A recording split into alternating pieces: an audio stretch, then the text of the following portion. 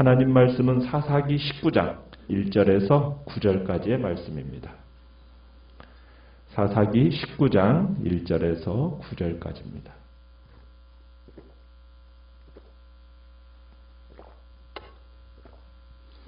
사사기 19장 1절입니다. 이스라엘에 왕이 없을 그때에 에브라임 산지 구석에 거류하는 어떤 레위 사람이 유다 베들레헴에서 첩을 맞이하였더니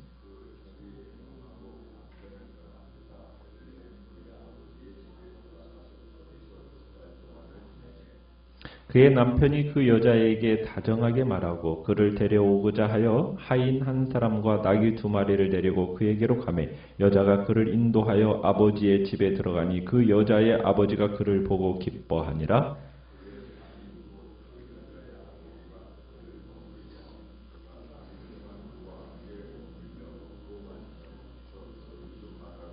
넷째 날 아침에 일찍이 일어나 떠나고자 하매 그 여자의 아버지가 그의 사위에게 이르되 떡을 조금 먹고 그대의 기력을 돋운 후에 그대의 길을 가라 하니라.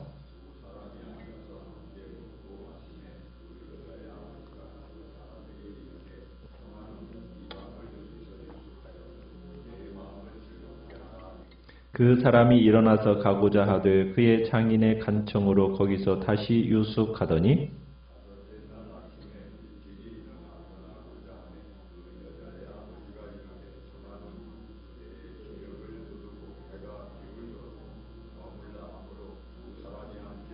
같이 읽습니다. 그 사람이 첩과 하인과 더불어 일어나 떠나고자 하매 그의 장인 곧 그 여자의 아버지가 그에게 이르되 보라 이제 날이 저물어 가니 청하건대 이 밤도 유숙하라. 보라 해가 기울었느니라. 그대는 여기서 유숙하여 그대의 마음을 즐겁게 하고 내일 일찍이 그대의 길을 가서 그대의 집으로 돌아가라 하니. 아멘. 오늘 말씀의 제목은 비극의 도화선이라는 제목으로 말씀을 나눕니다. 사사기 17장에서 18장에서 우리가 미가와 또 레위 사람 요나단 단지파의 이야기를 통해서 시간이 흐르면서 점점 더 악화되어져 가는 이스라엘 사회의 부패상을 우리가 보았습니다. 한 집안의 영적 타락 이야기가 종교 지도자였던 레위 사람의 타락과 배신의 이야기로 이어지는 장면을 봤던 거죠. 그리고 레위 사람의 그 이야기는 또 단지파의 총체적인 지파의 타락의 이야기로 확대되는 것을 보았습니다. 그러니까 개인적인 배교가 국가 생존을 위협하는 위기로 발전되게 되는 것, 우리가 또한 이번 19장에서부터 보게 될 겁니다. 참 이스라엘의 공동체 정체성을 흔들어 놓고 연합체제를 분열과 내란으로 몰고 가는 그런 이야기가 이제 19장에서부터 우리가 보게 될 건데, 우리는 이 공동체에 속한 사람의 죄를 제대로 해결하지 않으면은 이렇게까지 몰락할 수 있구나라는 것을 우리로 하여금 보게 하는, 어떻게 보면 정신이 번쩍 들게 하는 이야기가 우리가 이제 보게 되는 이 사사기의 두 번째 부록의 이야기입니다. 사사기는 기자는 이 18장에서 단지파와 레위 사람의 비행을 묘사하면서 18장 1절의 시작을 어떻게 시작했었느냐면 이스라엘이 왕이 없었다. 그때 이스라엘이 왕이 없었다. 이렇게 시작을 했는데 19장에서도 또 동일하게 시작을 어떻게 하고 있습니까? 이스라엘에 왕이 없을 그때라는 표현으로 또 시작이 되고 있습니다. 그래서 미가와 단지파의 이야기가 참 매우 충격적이었고 믿기 어려운 나쁜 일이었다라는 것을 우리가 봤듯이, 이제 우리가 보게 되는 이야기도 동일하게 별로 긍정적이지 못한 나쁜 이야기로 진행될 것을 우리에게 지금 암시하고 있는 거죠. 이제 사사기 기록의 이 두 번째 이야기의 주인공은 누구입니까? 에브라임 산지 구석에 거류하는 어떤 레위 사람입니다. 참 우리가 지금 사사기 부록을 보고 있지만 지금 두 이야기에서 등장하는 사람들, 이 레위인들이 부정적인 인물로 지금 등장을 하고 있어요. 참 충격적이죠. 이미 우리가 모세의 후손인 요나단, 이 사람도 레위인입니다. 참으로 그는 미가의 신상을 훔치고 단지파를 따라서 라이스로 가서 단을 쌓고 우상 숭배하는 제사장 역할을 감당하는 것을 우리가 봤었는데, 이번에는 레위인이 뭘 얻었대요? 첩을 얻었다고 그럽니다. 그러니까 이스라엘의 도덕적인 부패가 크게 달했다라는 것을 우리에게 보여주고 있는 겁니다. 그러니까 거듭되는 레위인의 타락상에서 우리는 참 경악을 금할 수가 없어요. 원래 레위인은 여호와가 친히 기업이 되어주시겠다 하면서 특별히 선택한 지파입니다. 그런데 이 선택된 레위 지파가 어쩌다가 이런 지경이 된 것일까? 우리는 초반부터 지금 레위인이 첩을 얻었다는 이야기에서부터 이해할 수 없는 장면을 우리가 보게 되는 겁니다. 레위인은 어떤 사람으로 부름을 받았습니까? 제사장을 도와서 하나님께 제사를 드리고, 그리고 백성들 가운데 흩어져 살면서 하나님의 율법을 가르치는 일을 하도록 부름받은, 그런 일을 맡은 하나님 나라의 어떻게 보면 공무원이라고 할 수가 있는 겁니다.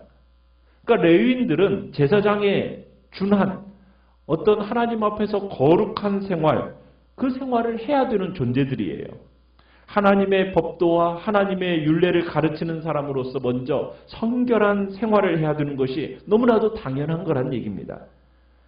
자, 그런데 사회 형성의 기본단위라고 할 수 있는 이 가정이 순결해야 되는데, 가정이 순결하지 못하면은 그 사람이 어떻게, 그 사회가 순결할 수가 있겠습니까? 하나님의 백성을 가르치는 역할을 하는 레위인들에게 순결은 요구되어지는 거고, 그 가정의 순결을 하나님은 요구하시는 겁니다. 그런데 본문에서 레위인이 뭘 얻었다고요? 첩을 얻었다는 겁니다. 첩. 여러분, 구약에서 주로 첩을 거느리는 사람은 왕입니다. 왕. 첩이라는 것은 그 당시에 부와 지위의 상징이라는 얘기죠. 그런데 레위인이 부와 지위의 상징인 첩을 얻었다라는 것은 그 당시 레위인이 어떻게 살아갔는지에 대한 여러 가지 모습을 보여준다, 우리가 생각할 수가 있는 겁니다. 자, 에브라임 산지에 사는 레위인이 유다 베들레헴 출신의 첩을 얻었던 것, 이것이 비극의 시작이었습니다. 자, 그런데 이 유대 땅 베들레헴 출신 레위인 첩이 이게 첩으로서 잘 살았으면 모르겠는데 2절에 보니까 무슨 짓을 하고 말았습니까? 행음했다고 그러죠. 남편에게 음행의 죄를 짓고 말았습니다. 그리고는 어떻게 하고 있어요? 이 첩이 남편을 떠나서 베들레헴에 있는 자기 친정집으로 달아나 버렸습니다. 그리고는 거기서 지금 몇 개월 동안 있었다고 그래요? 4개월 동안 지금 거기에서 머무르면서 돌아올 생각을 하지 않았어요. 그러니까 레위인 첩이 음행을 저지른 후에 주랭랑을 친 거예요. 그런데다 더 가관인 것은 또 뭐냐? 이 레위인이 간음한 이 달아난 이 첩을 어떻게 하겠다고? 데려오겠다고 지금 또 유다 베들레헴으로 가고 있는 겁니다.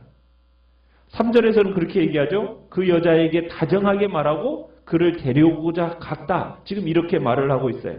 어떻게 해서든 이 도망친 첩을 부드럽게 설득해서 타일러서 데리고 오겠다. 지금 이 이야기인 겁니다. 어떻게 보면 지금 이 레위인의 모습을 통해서 참 이 사람의 삶의 거룩함이나 정결함은 찾아볼 수가 없죠. 음행하고 도망간 첩을 유지하려고 하는 겁니다. 지금 이 레위인은 음행하고 도망간 첩을 데려오기 위해서 지금 이제 유다 베들레헴까지 이제 먼 긴 여행의 길을 떠납니다. 어떻게 보면 여호와의 율법을 보다도 자신의 필요와 자신의 욕구를 더 중요시하는 모습을 보이고 있다는 것을 우리가 보게 되는 겁니다. 지금 음행한 첩을 지금 데리러 가는 레위인 모습 속에서 우리가 거룩한 여호와의 종교 안에서 찾아볼 수 있는, 용납될 수 있는 그런 모습이 아니라는 것 우리가 알 수 있죠. 지금 레위인은 어떻게 보면 자신의 지위와 자신의 풍족함을 드러내려는 듯이 마치 이제 하인 한 사람, 또 나귀 2마리, 이걸 지금 끌고 베들레헴으로 지금 향하고 있습니다. 자, 레위 사람이 이제 베들레헴에 도착을 하니까 처가 식구들이 환영을 했어요. 특별히 이 소녀의 아버지, 장인이죠. 그 여자의 아버지가 그를 보고 기뻐했습니다. 즐거워했어요. 어떻게 보면은 딸을 시집 보내면서 그 당시에는 이 딸을 시집 보낼 때 뭘 받아요? 신부값을 받거나 최소한의 예물을 아마 이 소녀의 아버지가 받았겠죠. 그런데 이를 뭐 이렇게 도망갔으면은 다시 물리고 싶지는 않았을 겁니다. 당연히 또 음행한 딸을 아버지로서 처벌해야 함에도 불구하고 지금 어떻게 해서든지 원만하게 일을 마무리 지으려고 지금 이 아버지가 애를 쓰고 있는 장면을 보게 됩니다. 자, 이제 장인은 이 사람은 이제 친정으로 돌아온 딸을 찾아온 사위를 극진히 이제 대접을 해요. 4절에 보시면은 3일 동안은 그와 함께 머물며 먹고 마시며 거기서 유숙했다. 이렇게 얘기하고 있는데 고대 근동 아시아에서는 3일이라는 시간, 이 3일 동안의 대접은 손님들에게 베푸는 통상적인 환대였습니다. 첫째 날은 서로 환영하고 상대방과 집안의 안녕을 묻는 인사를 하고요. 그렇게 교환을 하고 둘째 날은 잔치를 베풀고 셋째 날은 손님이 방문한 목적을 이야기하도록 하는 그렇게 해서 3일 동안 통상적으로 잔치로서 이렇게 이제 손님을 환대하는 것이 그 당시에 이제 풍습이었어요. 그래서 그것을 전제하에서 이제 얘기되는 것이 5절부터 보면은 넷째 날 그리고 8절에 다섯째 날 이렇게에 대해서 상세하게 언급을 하고 있습니다.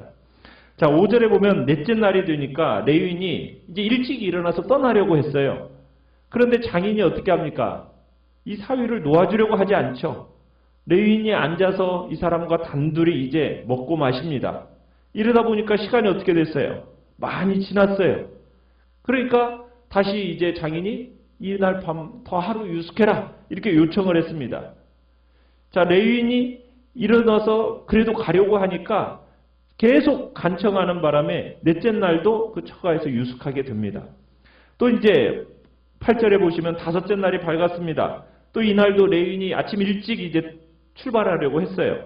그런데 전날과 똑같이 간청을 하는 거예요. 해가 기울기 시작할 때까지 지체하면서 둘이 먹고 마십니다. 어떻게 보면은 장인의 만류로 두 차례나 마음을 바꿔서 지금 5일째 되던 날도 이제 이렇게 먹고 마시게 되었는데 언제쯤 떠나게 되느냐? 우리가 이제 내일 보겠지만 오후 해가 기울 때쯤 되어서야 이제 떠나게 됩니다. 참 우리가 여기서 보게 되는 것은 레위인이 처음 사흘 동안 뭐 먹고 마신다. 뭐 이 문제에 대해서는 그 당시에 통상적인 풍습이었으니까 그렇다 치는데 그 다음 날 넷째 날, 다섯째 날도 뭐 다른 일 하는 거 없이 뭐 하고 있어요? 특별한 일을 하지 않고 그저 먹고 마시고 그저 마음을 즐겁게 하는 일만을 하고 있습니다.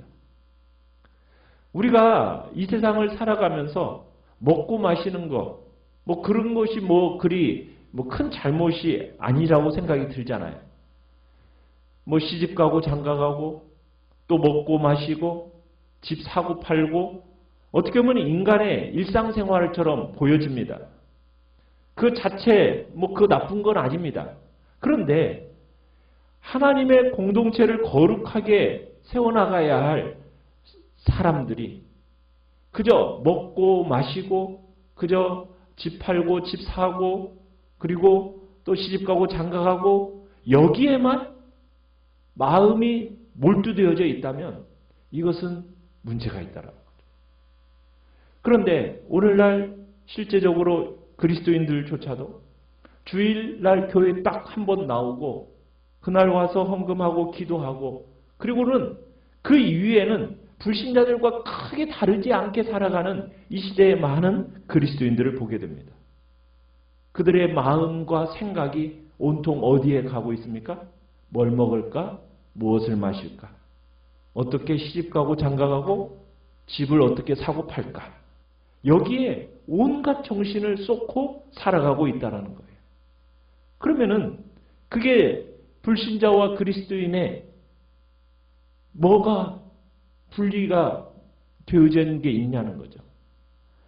참된 그리스도인이라면 거기에만 머물러서 살아가는 존재가 되어서는 안 된다는 거죠.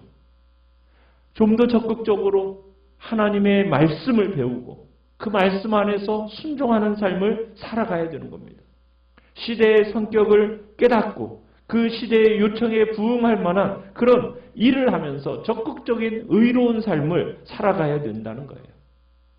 레위인의 역할이 무엇이었습니까?